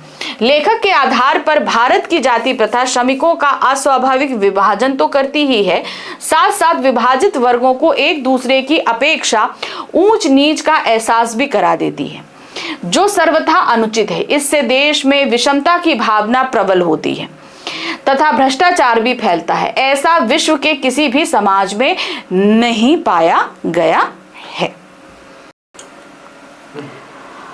चलिए, अब हमारे पास आ गया प्रश्न संख्या 11, जहां पर हमारे पास फिर से हमारे गद्य खंड से ही प्रश्न है। ठीक है, अब आपको क्या करना होगा, यहाँ पर 2 नंबर का प्रश्न है, तो 30 से 40 जो है शब्दों का आपको लिखना होगा यहाँ पर। ठीक है, तो यहाँ पर 3 प्रश्न दिए हैं और सिर्फ 2 प्रश्न आपको करने होंगे। पहला प्रश्न है, बाजार का जादू क्या है, इसके चढ़ते उतरने का क्या प्रभाव है, समझा कर लिखिए। तो ये चैप्टर है हमारा बाजार दर्शन, और यहाँ पर दिया गया है बाजार का जादू कैसे चढ़ता है। बाजार का जादू नजरों के जरिए चढ़ता है, और जब हम बाजार से नजरों के जरिए सारे सामान मोहित होकर खरीद लाते हैं और घर पर आते हैं और देखते हैं उनमें से बहुत सारी चीजें हमारे काम की नहीं निकलती, तो फिर क्या होता है, तब हमें कहीं ना कहीं अफसोस होता है इस बात को लेकर। बाजार के तड़क भड़क और रूप सौंदर्य से जब ग्राहक खरीदारी करने को मजबूर हो जाता है तो उसे बाजार का जादू कहते हैं। बाजार का जादू तब सिर चढ़ता है जब मन खाली हो, मन में निश्चिंत भाव के ने होने के कारण ग्राहक हर वस्तु को अच्छा समझता है। अब चूंकि हम उसमें सम्मोहन में होते तो हमें हर चीज अच्छी लगती है, तथा अधिक आराम व शान के लिए गैर जरूरी चीजें खरीदता है। इस तरह वह जादू की गिरफ्त में आ जाता है। वस्तु खरीदने के बाद उसे पता चलता है कि फैंसी चीजें आराम में मदद नहीं करती बल्कि खलल उत्पन्न करती, यानी कि हमको अच्छा नहीं लगता तो हमें कहीं ना कहीं तकलीफ होती है, अरे ये तो सर हम फालतू में ले आए, बेकार पैसा खर्च कर दिया, इस तरीके से। इससे वह झुंझलाता है, परंतु उसके स्वाभिमान को सेक मिलती है, यानी जब हम खरीद रहे थे तो कहीं ना कहीं हमारे अहम को जो है वो सेटिस्फैक्शन मिलता है। नदियों का भारतीय समाज और सांस्कृतिक परिवेश में क्या महत्व है? तो नदियों के बारे में हमने शीर्ष के फूल में भी पढ़ा है ना, तो ये वहीं से है। चलिए देखते हैं। हमारे जीव कहते हैं ना, हम भारतीयों की जीवन रेखा है नदियाँ। हमारा भरण पोषण तो करती हैं, मगर कहीं ना कहीं हमारे जो सांस्कृतिक और आध्यात्मिक परंपरा है वो भी नदियों से जुड़ी है। हमारे यहाँ नदियाँ पूजा की जाती हैं, माँ की तरह मानी जाती हैं। भारतीय संस्कृति में नदियों के किनारे मानव सभ्यताएं फली फूली। अब देखिए, बड़े बड़े शहर नदियों के किनारे ही होते हैं। बड़े बड़े नगर तीर्थ स्थान नदियों के किनारे ही स्थित है। ऐसे परिवेश में भारतवासी सबसे पहले गंगा मैया की जय की बोलेंगे। नदियां हमारे जीवन का आधार है। हमारा देश कृषि प्रधान है। नदियों के जल से ही भारत भूमि हरी भरी है। नदियों के बिना जीवन की कल्पना नहीं कर सकते। यही कारण है कि हम भारतीय नदियों की पूजा करते हैं, क्योंकि हमारी जो है आध्यात्मिकता भी कहीं ना कहीं उससे जुड़ी है। हमारा भरण पोषण उससे हो रहा है। हमारा जीवन, जो हम भोजन खा रहे हैं, उनका जो सिंचाई है वो भी कहीं ना कहीं इन्हीं नदियों से होती है। चलिए, अब आ जाते हैं प्रश्न संख्या 3 पर। दास्ता केवल कानूनी पराधीनता ही नहीं है। डॉक्टर अंबेडकर के इस कथन को स्पष्ट कीजिए। दास्ता कानूनी पराधीनता का मतलब होता है पकड़कर हमें जेल में डाल दिया गया, हम को दास बना लिया गया, अब उनके हिसाब से काम करेंगे। ये सिर्फ कानून से नहीं है, ये मानसिक भी होती है, मन से। यानी कि हम अनजाने में ही किसी चीज के हम पराधीन हो जाते हैं। अब देखिए, अंग्रेज तो चले गए मगर वो अपनी संस्कृति पीछे छोड़ गए, तो हम अनजाने ही उनके पराधीन, उनके चले जाने के बाद भी हम उनकी दी हुई भाषा, परिधान, खान पान, इन सारी चीजों के आज भी हम क्या हैं, गुलाम ही हैं, दास ही हैं, है ना। लेखक के अनुसार दास्ता की परिभाषा वह है जिसमें किसी को किसी प्रकार की स्वतंत्रता ना हो, यहाँ तक कि वह अपना व्यवसाय भी स्वयं न चुन सके। इसका सीधा अर्थ निकलता है कि उसे दास्ता की जकड़ में रखा गया, जैसा कि जाति प्रथा में होता है। जाति प्रथा में क्या होता है कि आप अपने मन से अपना व्यवसाय नहीं चुन सकते। ये बच्चे के पेट में होते समय ही तय कर दिया जाता है कि ये बच्चा पैदा होने के बाद या बड़ा होने के बाद क्या काम करेगा। दास्तां केवल कानून परिधानता को ही नहीं कहते, बल्कि दास्तां में वे सभी स्थितियां शामिल हैं जिसमें कुछ व्यक्तियों को दूसरे लोगों द्वारा निर्धारित व्यवसाय एवं कर्तव्य का पालन करने के लिए ना चाहते हुए विवश होना पड़ता है। यानी कि वो नहीं चाहते लेकिन तब भी उन्हें वो काम करना पड़ता है। यह स्थिति कानूनी पराधीनता ना होने पर भी पाई जा सकती है। इस प्रकार की स्थिति में भी व्यक्ति को अपना जीवन विवश होकर जीना पड़ता है, जिसके फलस्वरूप वह मानसिक रूप से स्वस्थ एवं संतुष्टि का जीवन व्यतीत नहीं कर सकता है। तो यहाँ पर क्या है कि उसका व्यवसाय भी वो चुन नहीं सकता, वो शारीरिक रूप से कहीं बंधी नहीं है, लेकिन तब भी उसे जो है मानसिक रूप से बांधा गया है कि नहीं, तुम्हारा जन्म इस जाति में हुआ है तो तुम यही काम करोगे। चलिए अब हम आ गए अपने प्रश्न पत्र के अंतिम प्रश्न पे। यहाँ पर हमारी बुक वितान से प्रश्न आएंगे। 3 अध्याय हैं, तीनों अध्यायों से एक एक प्रश्न आएगा। बहुत सारे बच्चे मुझसे ये प्रश्न करते हैं कि मैम हम 3 अध्याय आ रहे हैं, एक अध्याय छोड़ देते हैं और बाकी 2 कर लेते हैं। तो देखिए, अगर मान लीजिए आपने जो अध्याय छोड़ा है तो उससे तो आप प्रश्न कर ही नहीं पाओगे, और जो 2 पढ़े हैं उनमें से एक प्रश्न तो आप कर पा रहे हो और एक आपको आ नहीं रहा है। तो इस कंडीशन में आप 3 में से सिर्फ एक प्रश्न का उत्तर दे पाओगे। तो ऑप्शन रखिए और तीनों चैप्टर पढ़िए, ठीक है। तो यहाँ 3 प्रश्न रखे जाएंगे, आपको 2 प्रश्न करने हैं और यहाँ पर एक प्रश्न का उत्तर आपको देना है 100 शब्दों में। एक प्रश्न के लिए आपको मिलेंगे 5 नंबर, ठीक है। पहला प्रश्न है यशोधर बाबू, यानी कि सिल्वर वेडिंग चैप्टर से लिया गया है। यशोधर बाबू ने किशन दास से किन जीवन मूल्यों को पाया था, उनका उल्लेख करते हुए बताइए कि आपके लिए भी वे उपयोगी हो सकते हैं, तो कैसे। तो उन्होंने किशन दा उनके आदर्श रहे यशोधर बाबू के, ठीक है। अब वो किशन दा तो कब के मर गए, खुद यशोधर बाबू इतना बुजुर्ग हो गए, लेकिन अभी भी किशन दा के प्रभुत्व से वो बाहर नहीं आ पा रहे। उनसे जो चीजें सीखी हैं वो आज भी उसको लेकर चल रहे हैं, समय के साथ वो परिवर्तित नहीं हुए। तो जो उनसे सीखी, क्या वो इतनी उपयोगी थी और क्या उन्हें हम सीख सकते हैं। यशोधर बाबू ने किशन दास से अनुशासन, कार्य निष्ठा, सिद्धांत प्रियता, पारंपरिक मूल्यों का सम्मान तथा सादा जीवन, समय का पाबंद, कृतज्ञता, धार्मिक मूल्यों में आस्था इत्यादि जीवन मूल्यों को पाया है। तो ये वो चीजें थी जो एक जीवन को आदर्श जीवन बनाती हैं। ये सारी चीजें उन्होंने सीखी थी। जी हाँ, वे जीवन मूल्य हमारे लिए भी उपयोगी हो सकते हैं, क्योंकि हमें किशन दा का जीवन मूल्य सामाजिक, सांस्कृतिक और भावनात्मक दृष्टिकोण से अनुकूल लगता है।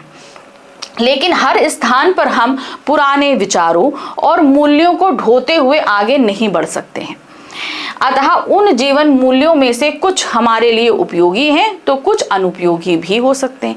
मतलब ये सिचुएशनली डिपेंड करता है, क्या चीजें कहाँ पर सेट होती हैं, कहाँ नहीं सेट होती हैं, ये उस हिसाब से काम करता है, ठीक है। दूसरा प्रश्न है, किस घटना से पता चलता है कि लेखक की माँ उसके मन की पीड़ा समझ रही थी, जूझ कहानी के आधार पर बताइए। जूझ कहानी में लेखक आनंद यादव ने जब जो है अपनी माँ से ये चीज बोली कि भाई मैं पढ़ना चाहता हूं, तो उन्होंने अपनी बात कही थी ना, तो उसी को देखते हैं। चलिए देखिए क्या है। लेखक पढ़ना चाहता था और उसके पिता उसे पढ़ाने के बजाय उसे खेत में काम करा रहे थे, ठीक है ना, क्योंकि उसके पिता चाहते थे कि भाई वो घूमते रहे और बेटा मेरा काम करता रहे, और उसको स्कूल छुड़ाकर उसे घर में लगा देता। लेकिन ये बात उसकी माँ अच्छे से समझती थी कि नहीं, पशु चराने का काम कराना चाहते थे। पिता ने अपनी इच्छा को ध्यान में रखकर ही लेखक की पढ़ाई छुड़वा दी थी। इसी बात से लेखक बहुत ही परेशान रहता था। उसका मन दिन रात अपनी पढ़ाई जारी रखने की योजनाएं बनाता रहता था। जब लेखक ने अपनी माँ से पढ़ाई के संबंध में बात किया तो माँ ने लेखक का साथ देने की बात को तुरंत स्वीकार कर लिया। योजना के अनुसार लेखक ने अपनी मां से दत्ताजी राव सरकार के घर चलकर उनकी मदद से अपने पिता को राजी करने की बात कही है। अपने बेटे की पढ़ाई के बारे में वह दत्ताजी राव से जाकर बात करती हैं और पति से इस बात को छिपाने का आग्रह करती है। इससे स्पष्ट है कि वह लेखक के मन की पीड़ा को समझती थी कि भाई वो खुद ही चाहती थी कि भाई लेखक जो है वो खूब अच्छे से पढ़े लिखे, इस तरीके से, है कि नहीं, और ये बात वो समझ गई थी। चलिए अब आ जाते हैं तीसरा और अंतिम प्रश्न। क्या है, कैसे कहा जा सकता है कि सिंधु सभ्यता आडंबर विहीन सभ्यता थी। उदाहरण सहित अतीत में दबे पांव के आधार पर स्पष्ट करना है आपको, ठीक है। सिंधु घाटी सभ्यता में दिखावा नहीं था, आडंबर नहीं था, तो ये चीज आपको साबित करनी। तो आप वहां पे देखेंगे बहुत बड़े बड़े महल हैं, बहुत बड़े बड़े राजमुकुट हैं, ये सारी चीजें वहां पर नहीं मिली हैं कि नहीं। देखिए क्या है, सिंधु सभ्यता को आडंबर विहीन सभ्यता कहा जा सकता है और इसके कई प्रमाण हैं, अतीत में दबे पांव पाठ में मिलते हैं। आइए इसे कुछ उदाहरणों के माध्यम से समझते हैं। पहला क्या है, साधन संपन्नता और सादगी, यानी कि जो जीवन यापन के लिए जरूरी है वो था और पूरी तरीके से सादगी थी। सिंधु सभ्यता अत्यंत साधन संपन्न थी, लेकिन इसमें भव्यता का आडंबर नहीं था, बहुत बड़े बड़े महल ये सारी चीजें कहीं नहीं मिली थी। मोहनजोदाड़ो और हड़प्पा जैसे शहरों की खुदाई में मिली वस्तुएं और निर्माण शैली इस बात का प्रमाण है। ठीक है, जो चीजें वहां से खुदाई मिल रही थी और जो चीजें वहां पर मकान मिले हैं उन सब से पता चलता है यहाँ के लोग अपनी आवश्यकताओं के अनुसार निर्माण करते थे, ना कि दिखावे के लिए। उदाहरण, मोहनजोदाड़ो की जल निकासी व्यवस्था और अन्य भंडारण प्रणाली अत्यंत विकसित थी, लेकिन इसमें कोई भव्यता नहीं थी। तो जो चीज बहुत ज्यादा डेवलप्ड थी और दिखावा नहीं थी। दूसरा है, समाज पोषित सौंदर्य था, मतलब सब लोग मिलजुल कर रहने वाला जो एक एटमॉस्फेयर होता है वो था। सिंधु सभ्यता का सौंदर्य बोध समाज पोषित था, ना कि राज पोषित, धर्म पोषित। यहाँ की कला और वास्तुकला में समाज की आवश्यकताओं और सुरुचि का ध्यान रखा गया था। उदाहरण है, यहाँ मूर्तियां, मृदंड, भाण, मोहरे समाज की ये सुरुचि कला बोध को दर्शाती है, ना कि किसी राजा या धर्म के प्रभाव को, कि वहां के लोग सौंदर्य पसंद थे, राजा के हिसाब से वहां पर चीजें नहीं ढाली गई थी, ऐसा कुछ नहीं था। अनुशासन और समझ, लोगों में अपनी समझ से ही अनुशासन था, वहां पे किसी का डर नहीं था। ये किसी से पता चलता है क्योंकि वहां किसी तरीके के औजार हथियार नहीं मिले। औजार तो मिल रहे थे काम करने के, लेकिन हथियार कहीं पर भी नहीं मिले हैं। सिंधु सभ्यता ताकत से शासित होने की बजाय समझ से अनुशासित थी। यहाँ के नगर नियोजन और सामाजिक व्यवस्थाएं इस बात का प्रमाण हैं कि यहाँ के लोग समझदारी से अपना समाज का संचालन करते थे।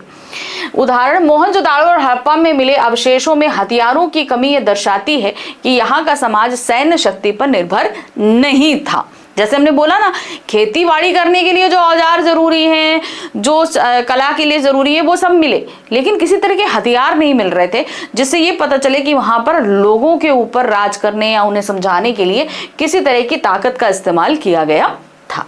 ठीक है, तो ये था हमारा क्लास 12 हिंदी कोर का जो है पहला सैंपल पेपर। मैंने जैसे कहा कि अभी मैं और भी सैंपल पेपर आपके लिए लेकर आऊंगी, साथ ही साथ आपके बहुत सारे मैराथन क्विक रिवीजन के वीडियोस भी मेरे प्लान है, ताकि मैं आपका पूरा प्रिपरेशन अच्छे से करा दूं। 16 मार्च को आपका होने वाला पेपर बहुत अच्छा जाए, मेरी यही कोशिश है। तो मेरे साथ बने रहिए, साथ ही साथ अपने फ्रेंड्स को भी इस बारे में जरूर बताइएगा, अपने रिलेटिव्स को भी, जो भी यहाँ पर आकर पढ़ना चाहते हैं। क्लास 9 से लेकर 12 तक सारा ही सिलेबस मैं सीबीएसई का कवर कर रही हूं, ताकि आप बहुत अच्छे से अपनी पढ़ाई कर सकें। वीडियो कैसा लगा कमेंट बॉक्स में जरूर लिखिएगा, साथ ही चैनल को लाइक, सब्सक्राइब, शेयर कीजिएगा। नोट्स के लिए आप कांटेक्ट कर सकते हैं, नीचे डिस्क्रिप्शन में लिंक दिया गया है। टेलीग्राम चैनल के लिए भी लिंक नीचे डिस्क्रिप्शन में है। ठीक है, तो इसी तरीके से हम साथ चलते चलते बहुत अच्छे से अपनी पढ़ाई करेंगे। मिलेंगे फिर से कुछ इनोवेटिव वीडियोस के साथ में। Thank you for watching.